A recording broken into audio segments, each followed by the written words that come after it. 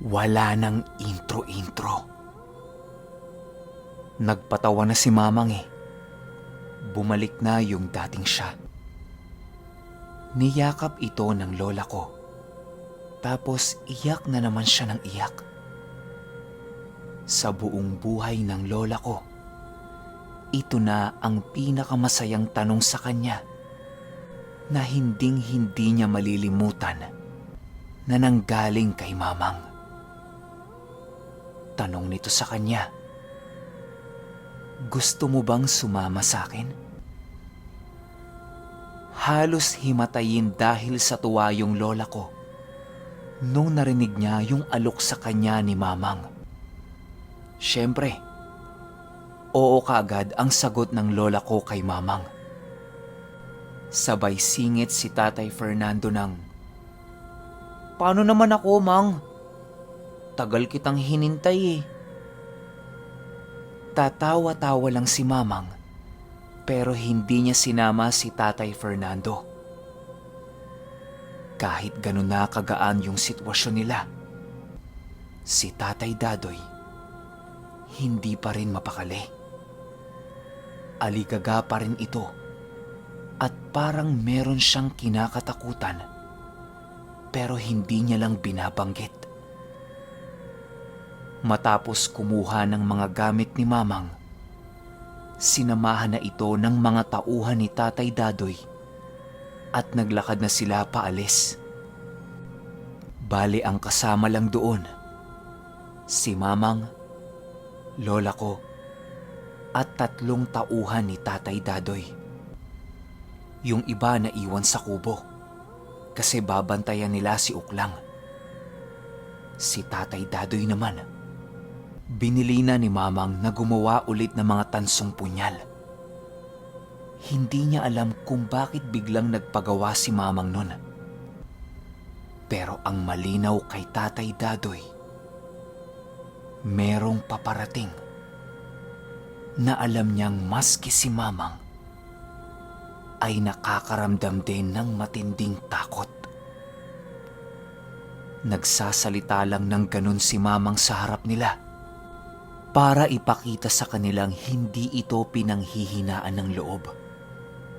Pero may ibang nararamdaman si Tatay Dadoy at alam niyang silang dalawa lang ni Mamang ang nakakaalam nun. Ang tanong, ano ba yon? Makalipas ang 15 minutong paglalakad, nakarating sila sa bahay ng tauhan ni Tatay Dadoy. Nasa labas pa lang sila, naririnig na nilang nagsisisigaw ito at talaga namang takot na takot. Yung lola ko, parang gusto nang umatras kasi ang lala talaga nung sigaw eh. Akala mo kinakatay itong mag-asawa. Sumigaw si Mamang. Ang sabi niya, kung may iba pang tao na nasa loob ng bahay, lumabas muna. Pabayaan yung mag-asawa. Isa-isang nagsilabasan yung mga tauhan ni Tatay Dadoy na nasa loob nun. Tapos yung sigawan ng mag-asawa, tumigil. Sinisilip-silip ni Mamang sa bintana yung mag-asawa. Nakikita niyang meron itong kinakausap na nasa loob ng kwarto nila. Madilim. Hindi makita ni Mamang kung sino. Kaya ang ginawa ni Mamang, umupo siya sa labas ng bahay at naghintay. Lahat ng mga tauhan ni Tatay Dadoy nagtataka sa ginagawa ni Mamang. Ultimo yung lola ko. Dala ng pagkainip, tinanong ng lola ko si Mamang kung sino ba yung hinihintay niya. Bakit hindi pa siya pumasok sa loob? Ang sabi ni Mamang sa kanya, oras na pumasok siya sa loob, magsisigawan ulit yung mag-asawa. Pwedeng makaapekto yon sa mga lalamunan nila at tuluyan na silang hindi makapagsalita. Kailangan kasing makausap ni Mamang yung mag-asawa dahil may mga itatanong pa siya. Meron lang siyang hinihintay. Sandaling-sandali lang at dadating na din yon. Makalipas ang ilang minuto, tumayo na si Mamang, nagpagpag ng damit niya at naglakad ito papasok sa loob ng bahay. Tinitingnan ng lola ko si Mamang. Wala namang nagbago. Ganon pa rin. Pero, pagtalikod nito sa kanya, nakita ng lola ko na merong nakasampa dito na isang malaking ibon na napakaraming kulay. Halos masilaw ang lola ko sa nakikita niya. Gawa ng sobrang tingkad ng mga kulay nito. Tapos, tinatamaan pa ng sinag ng araw. Pagkurap niya, nawala kaagad. Wala pang 2 segundo niyang nasulyapan. Hindi niya alam kung namalikmata lang ba siya o meron talaga siyang nakita. Basta ang paglalarawan ng lola ko doon, napakaraming kulay na ibon na halos kasing laki ni Mamang. Ang bili ni Mamang sa kanilang lahat, walang susunod sa kanya sa loob. Delikado. Pagpasok ni Mamang sa loob ng bahay, hindi sumigaw yung mag-asawa. Tinaas ni Mamang yung kanang kamay niya at itinuro yung pintuan. Maniwala kayo o hindi, lahat sila, ultimo yung mga tauhan ni Tatay Dadoy, may nakitang 5 anino na lumabas ng bahay. At hindi ito basta anino. Gawa ng halos kasing laki sila ng puno ng saging. Mabibilis na tumakbo yun papasok sa loob ng gubat. At hindi na nila nakita pa. Matapos yan, niyaya na ni Mamang yung mga nasa labas na pumasok sa loob. Dito na nakita ng lola ko na yung mag-asawa tulala lang sa isang sulok.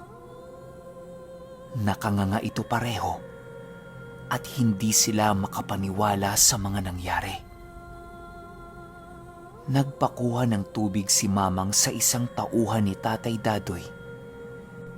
Tapos ipinainom niya ito sa mag-asawa. Dito na unti-unting nahimasmasa ng 2 ito. At nagsimula ng magtanong si Mamang sa kanila kung ano ba ang nangyari. Ayon sa lalaki, tahimik na silang natutulog nung gabi. Nagising na lang siya nung may narinig silang nagsisigawan sa labas ng bahay. Akala nila mga nag-aaway lang eh. Sa sobrang init ng ulo niya at pinagsisisigawan, hindi niya nakita kung sino o kung nasaan yung mga nag-aaway. Pero nung ginawa niya yon, tumahimik naman. Nung matutulog na sana siya ulit, nakarinig siya ng 3 katok sa bahay nila at panay sigaw ito ng, "Makikiinom ho! Makikiinom ho!"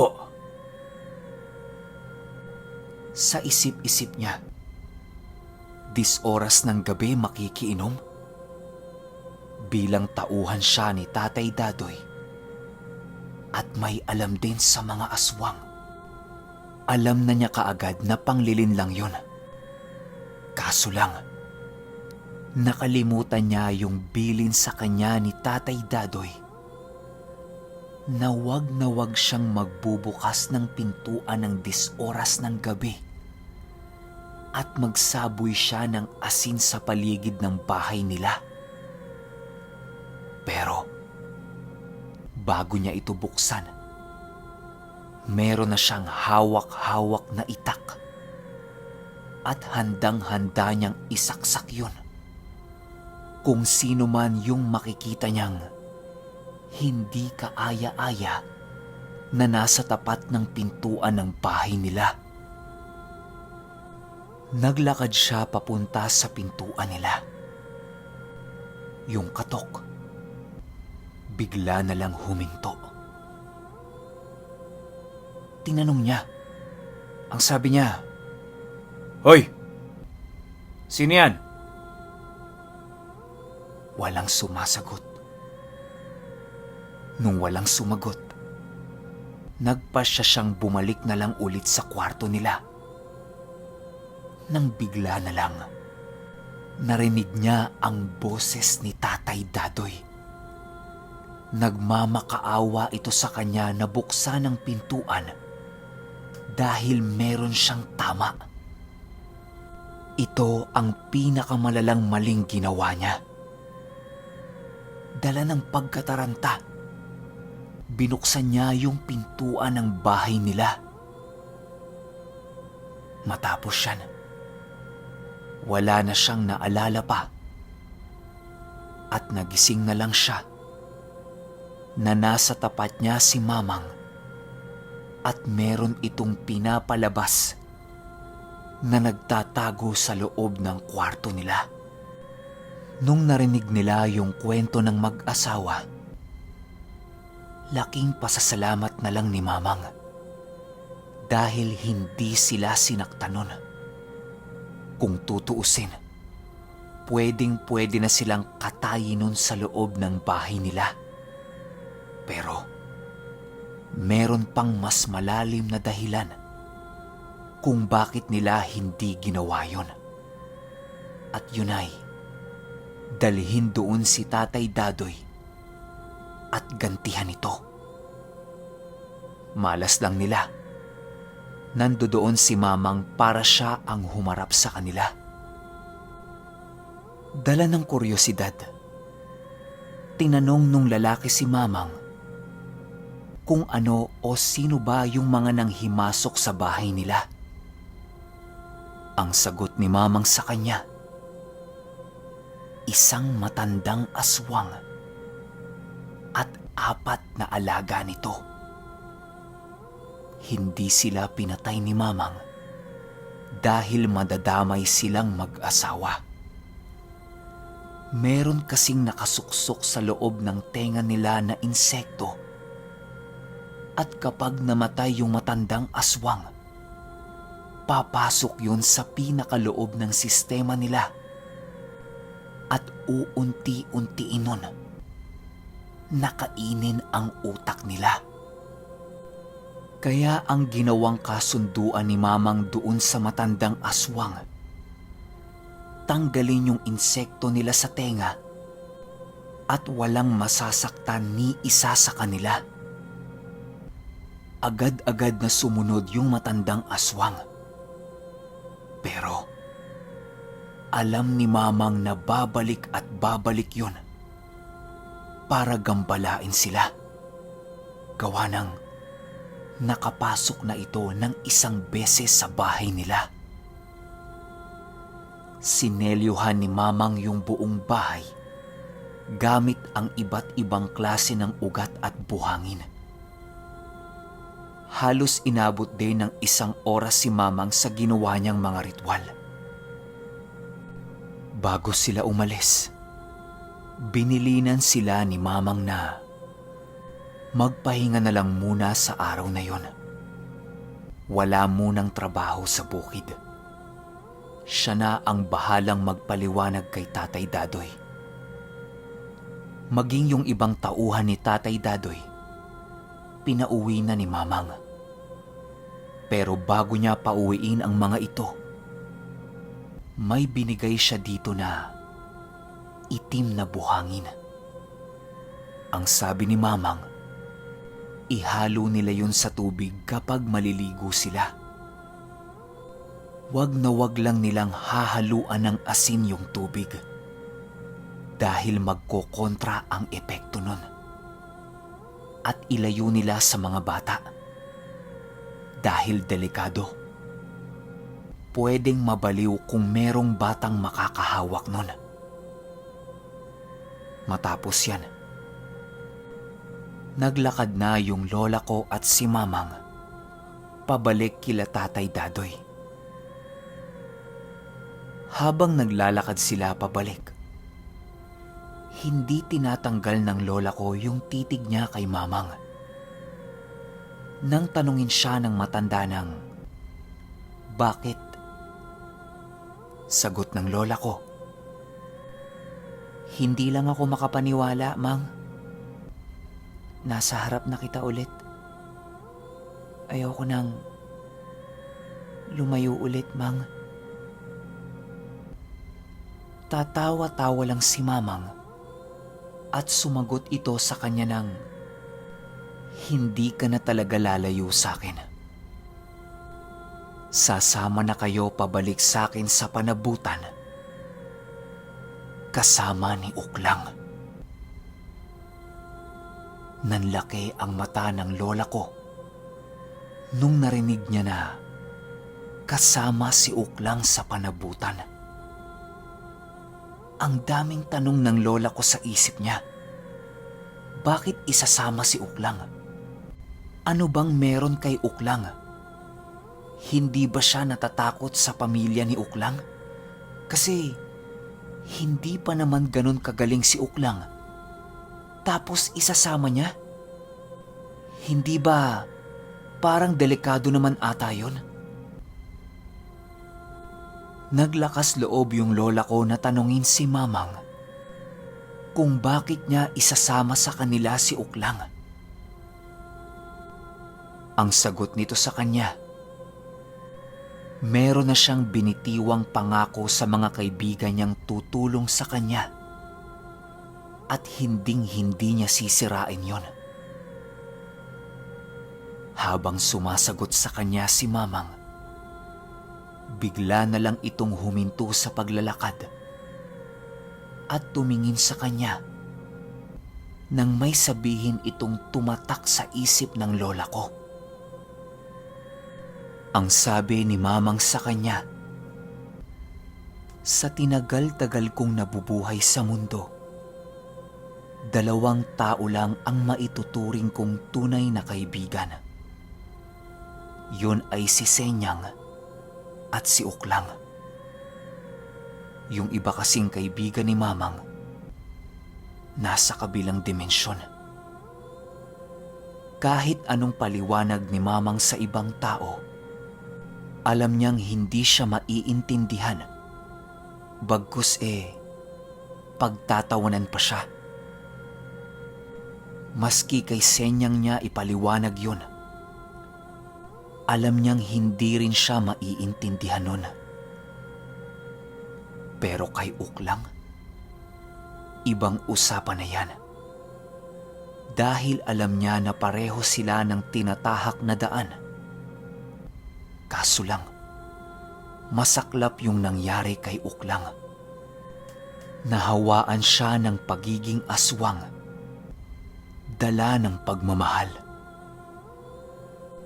Pero alam na ni Mamang na pinagsisisihan na ngayon ni Uklang ang lahat at handa na siyang magbago para makasama ulit yung mga anak niya. Ayaw sayangin ni Mamang yung pagkakataon na yun para tulungan si Uklang. Kaya buong-buo na ang desisyon niyang pagalingin si Uklang. Kahit pa buhay niya ang maging kapalit nito. Ika nga ni Mamang, bukod sa mamatayang ka ng anak at ng kamag-anak, Sobrang sakit ding makita mo na mamamatay ang kaibigan mo na nasa harapan mo, na alam mong tunay sa'yo at mahal na mahal ka. Nang marinig ng lola ko yan, sa hindi malamang dahilan, bigla na lang tumulo ang luha sa mga mata niya at yung ipit-ipit niyang damit nabitawan niya. Ayun, nalaglag sa lupa si Kabang at si Puti. Nagulat si Mamang. Ang sabi niya, "Yawa? Ano yan? Tutoy?" Bumalik sa ulirat yung lola ko. Tapos kinuha niya si Kabang at Puti. Ang sabi niya kay Mamang, "Oho, Mang. Bigay ni Tatay Dadoy." Ang sabi sa kanya ni Mamang, "Okay, kita-kits tayong lahat sa Part 3. Ito yung wag na wag ninyong palalampasing parte. Dahil dadalhin tayo ni Mamang at ng lola ko sa kabila." Yun lang. Salamat.